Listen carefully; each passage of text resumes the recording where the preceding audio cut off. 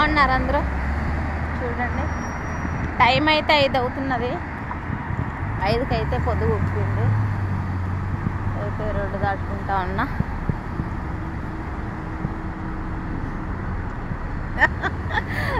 మా ఒక మేడం బండి నిలబెట్టి అద్దం దింపి నవ్వుతుంది. వీడియో తీస్తా చాయ్ తాగుతా వస్తాండవనని. అరబీలో చాయ్ అంటారండి ఏనైనా కానీ. మన టీ కాఫీ అని అనరు, చాయ్ అంటారు. అద్దం దింపి చూస్తుంది. వీడియో తీస్తా చాయ్ తాగుతాన్నావా, బండి చూసుకో ఒకసారి అని.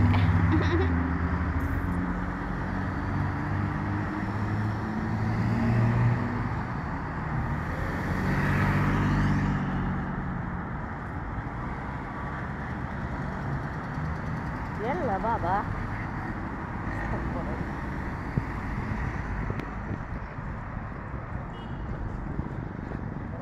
చూడండి, బయట దేశంలో కష్టాలు ఇలాగుంటాయి.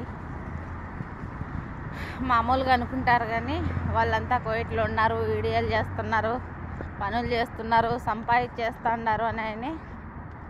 అదంతా ఏం లేదండి. మనం కష్టం అనేది ఏడైనా మన కష్టం మనం చేయాల్సిందే, మన పని మనం చేయాల్సిందే. ఏడైనా బయట దేశంలో అయినా మన ఇండియాలో అయినా ఏడైనా మన కష్టం మనం చేయాల్సిందే.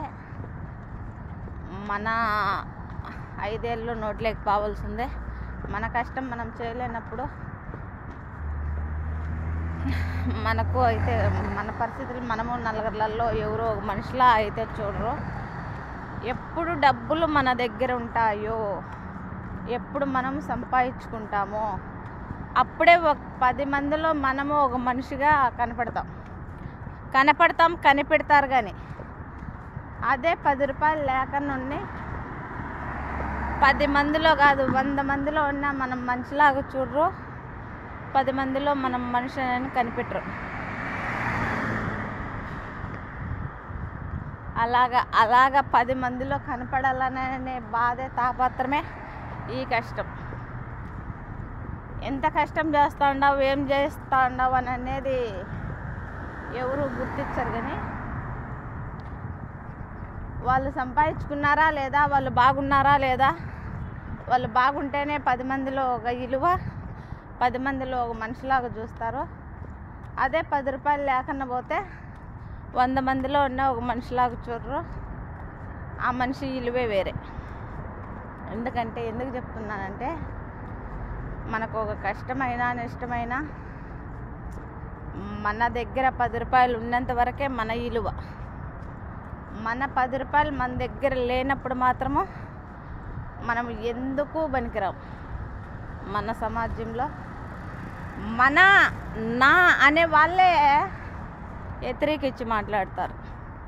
నా అనే వాళ్ళే 10 పొరపాట్లు చేసినా 10 రూపాయలు లెక్క ఉంటే మాపే అయిపోతాయి. 10 రూపాయలు లెక్క లేకన్నా ఎంత నువ్వు నిక్కరంగా ఉన్నా అది 10 తప్పులే చూపిస్తారు 10 సార్లు. అలాగుంటుంది చూడండి బయట.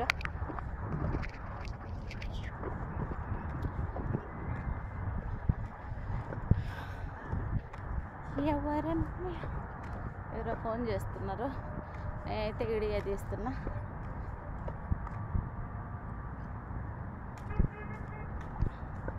చెట్ల కిందకి వచ్చేసా. మన ఇంటి దగ్గర పోయినట్టు పోవాలా, చెట్లలో గుట్టల్లో సందల్లో శ్యామలంతా.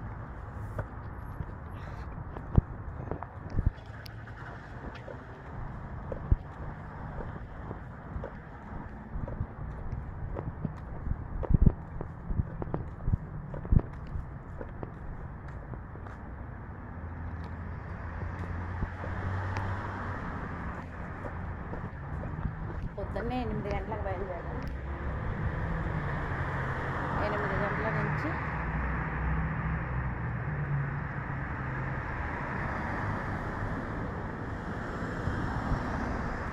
ఈడ ఒక అన్న చూశాడు నన్ను నిన్న.